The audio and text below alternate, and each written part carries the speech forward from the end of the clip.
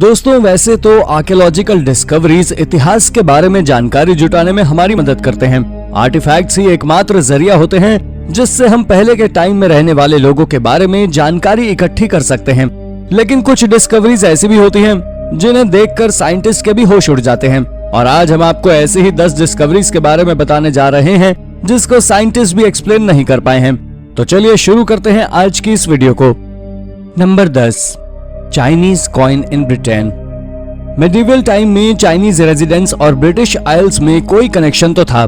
सुनने में यह भले ही आपको अजीब लग रहा हो, लेकिन ब्रिटेन में मिले इन शैंग डायनेस्टी यानी 960 से 1127 के बीच के टाइम के 2 कॉइन्स के लिए एक यही पॉसिबल जस्टिफिकेशन दिया जा सकता है।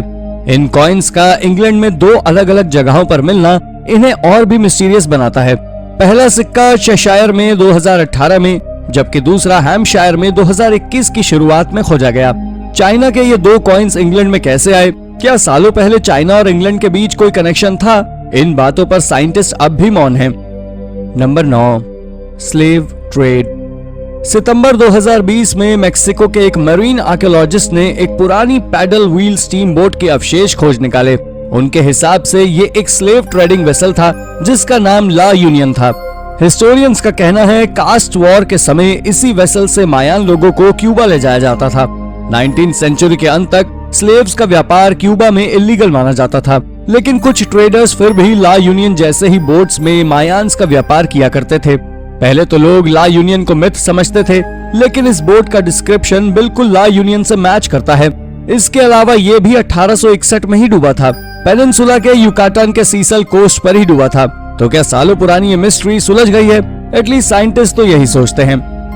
Number 8, petroglyphs of north America. North American continent पर यूरोपियंस के आने से बहुत पहले लाइफ स्टार्ट हो गई थी। हालांकि आज हमारे नॉर्थ अमेरिका की फर्स्ट सेटलर्स से पहले की ज्यादातर सिविलाइजेशंस और उनके कल्चर्स का डॉक्यूमेंटेशन कर लिया है, लेकिन रे ओयो के लियो पेट्रोग्लिफ आज भी हमारे लिए रहस्य बने हुए हैं। आज भी हम ये नहीं जानते कि इन्हें किसने और कब बनाया था। असल में ये पेट्रोग्लिफ 40 अलग अलग इमेजेस का कलेक्शन है जिसमें ह्यूमंस, बर्ड्स और एनिमल्स के फिगर्स बने हुए हैं। इसके अलावा इसमें कुछ ऐसी इमेजेस भी हैं जिनको समझ पाना काफी मुश्किल है, जैसे कि एक सींग वाली ह्यूमन जैसी आकृति जो कि शायद सुपर नेचुरल पावर का सिंबल रहा होगा। आर्कियोलॉजिस्ट का अनुमान है कि शायद इन पेट्रोग्लिफ्स को फोर्ट एंशिएंट लोगों ने बनवाया था, लेकिन इस थ्योरी के सपोर्ट में कोई एविडेंस नहीं मिला, इसलिए ये सिर्फ एक गेस ही है। Number 7, petroglyphs of California. अभी हमने आपको बताया नॉर्थ अमेरिका के पेट्रोग्लिफ्स के बारे में, लेकिन सिर्फ नॉर्थ अमेरिका के पेट्रोग्लिफ्स ही इकलौते मिस्टीरियस पेट्रोग्लिफ्स नहीं हैं, बल्कि कैलिफोर्निया में भी ऐसे मिस्टीरियस पेट्रोग्लिफ्स पाए गए हैं। कैलिफोर्निया डेजर्ट के लगभग 150 किलोमीटर के हिस्से में फैले हुए इन कोसो पेट्रोग्लिफ्स तक पहुंचना किसी आम इंसान के बस की बात नहीं है, क्योंकि ये आर्टिफैक्ट्स रीजन के naval air weapon station area में स्थित हैं। इसमें शीप्स, स्नेक्स, लायंस और टर्टल्स के फिगर्स बने हुए हैं। इसके अलावा कुछ ह्यूमनॉइड फिगर्स भी थे। आर्कियोलॉजिस्ट का कहना है कि ये पेट्रोग्लिफ्स किसी तरह की वर्शिप को रिप्रेजेंट करते हैं, लेकिन ये थ्योरी भी सिर्फ गेस है और साइंटिस्ट भी कोसो पेट्रोग्लिफ्स को एक्सप्लेन नहीं कर पाए हैं। Number 6, Y spiral. दोस्तों, अगर हम कार्विंग्स की बात कर रहे हैं तो सिर्फ पेट्रोग्लिफ्स ही एकमात्र मिस्टीरियस कार्विंग नहीं है।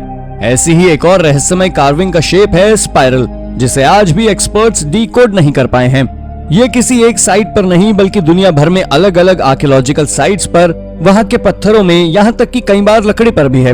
लेकिन ये कार्विंग्स किसने बनाई, इसका साइंटिस्ट को भी कोई आइडिया नहीं है। क्योंकि ये कार्विंग्स दुनिया के कई हिस्सों से मिली है, इसलिए ये बता पाना भी मुश्किल है कि किन लोगों ने इन कार्विंग्स को बनाया था और इनका मतलब क्या था, और एंशिएंट लोगों ने इन्हें स्पाइरल शेप में ही क्यों बनाया। आपको क्या लगता है, हमारी गैलेक्सी मिल्की वे का स्पाइरल शेप और इन कार्विंग्स का शेप सेम होना सिर्फ एक कोइंसिडेंस है? अपना जवाब हमें कमेंट करके जरूर बताएं। Number 5, Sumerian artefact in Peru.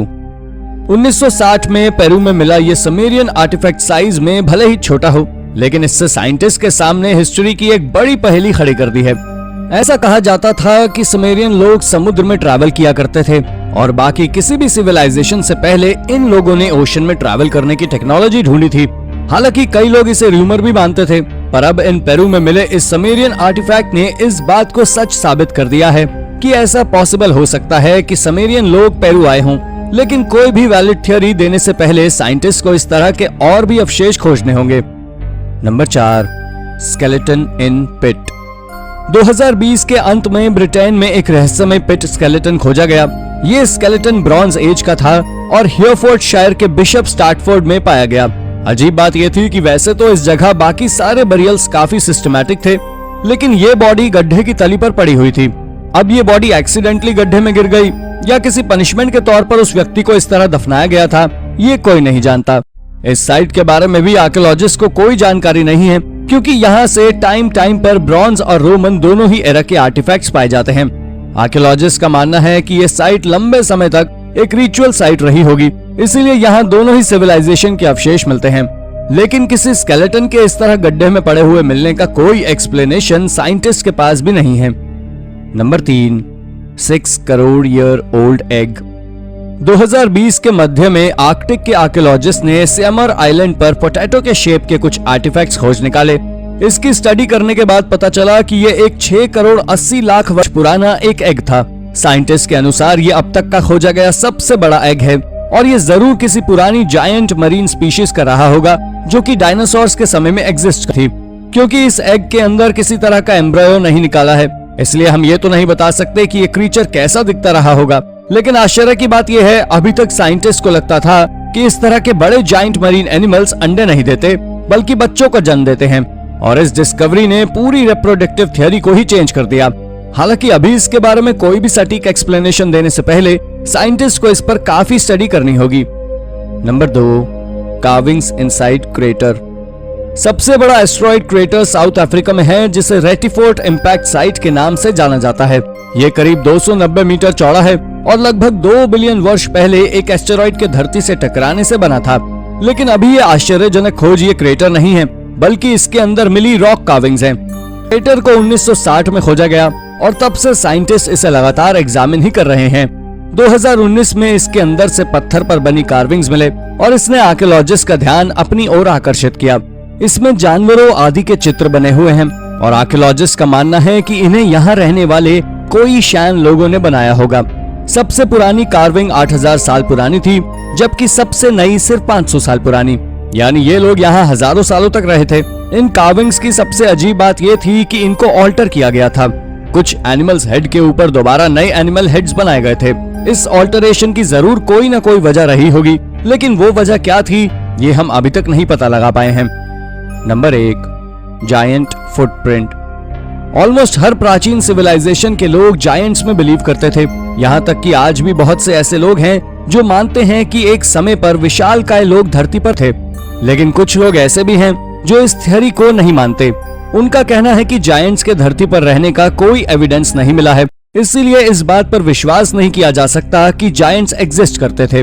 लेकिन ऐसा नहीं है कि जायंट्स के अवशेष मिले ही नहीं। अब पैलेक्सी रिवर के तट पर बने इन जायंट फुटप्रिंट्स को देखिए। ये 7 इंच चौड़ा और 13 फीट लंबा है और इस हिसाब से इसको बनाने वाले आदमी की हाइट लगभग 3 मीटर रही होगी। इसे स्टडी करने वाले एक्सपर्ट्स का कहना है कि ये फुटप्रिंट किसी फीमेल का था, क्योंकि आमतौर पर फीमेल्स की हाइट मेल से कम होती है। तो आप खुद अंदाजा लगा सकते हैं कि इस एरा में मेल्स की हाइट कितनी होती होगी। तो दोस्तों, ये थी 10 ऐसी डिस्कवरीज जिसको साइंटिस्ट भी एक्सप्लेन नहीं कर पाए हैं। इनमें से कौन सी खोज आपको सबसे रोचक लगी? अपना जवाब हमें कमेंट करके जरूर बताएं और ऐसी ही अन्य रोचक जानकारियों के लिए हमारे चैनल को सब्सक्राइब करना ना भूलें। धन्यवाद।